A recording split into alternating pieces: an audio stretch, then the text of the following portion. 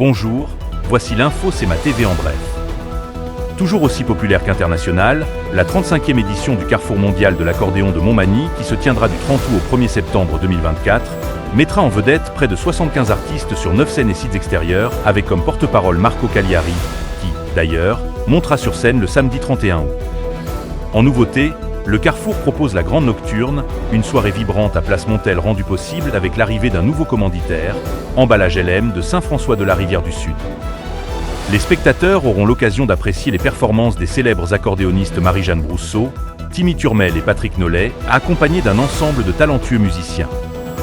L'exposition « De la Bolduc au cow-boy fringant » explorera le rôle de l'accordéon dans la chanson populaire québécoise. Une belle occasion de comprendre l'importance dans notre culture et la beauté d'un instrument trop souvent oublié. Les billets et la programmation complète sont disponibles dès maintenant sur le site web du Carrefour ou par téléphone au 418 248 7927, poste 1.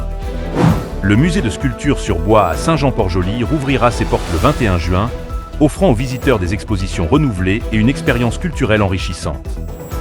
Le musée proposera des visites guidées, des démonstrations de sculpture et des formations en collaboration avec la Maison des métiers d'art de Québec. La réouverture marque le début d'une phase de changement majeur prévue pour mieux satisfaire les visiteurs. Le musée de sculpture sur bois est situé au 332, avenue de Gaspé-Ouest à Saint-Jean-Port-Joli. Il est ouvert du mardi au dimanche de 10h à 17h. Le député de Côte-du-Sud, Mathieu Rivet, est heureux d'annoncer, au nom du ministre de l'Environnement, de la lutte contre les changements climatiques, de la faune et des parcs et ministre responsable de la région des Laurentides, M. Benoît Charette, l'octroi d'un soutien financier de 86 096 $ à la municipalité de Saint-Pacôme pour son projet. Planification de solutions d'adaptation vertes aux vagues de chaleur et aux précipitations intenses dans un contexte de changement climatique, lequel vise à augmenter la résilience de sa population face au changement climatique.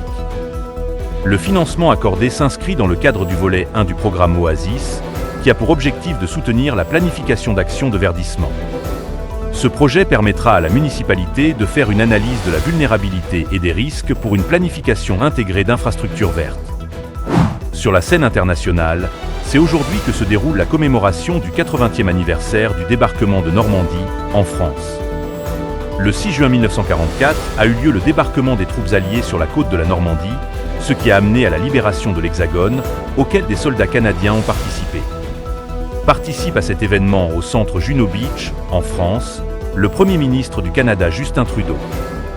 Cette cérémonie s'est déroulée en compagnie de nombreux dignitaires, dont le président français Emmanuel Macron et son homologue américain, Joe Biden. Au sport.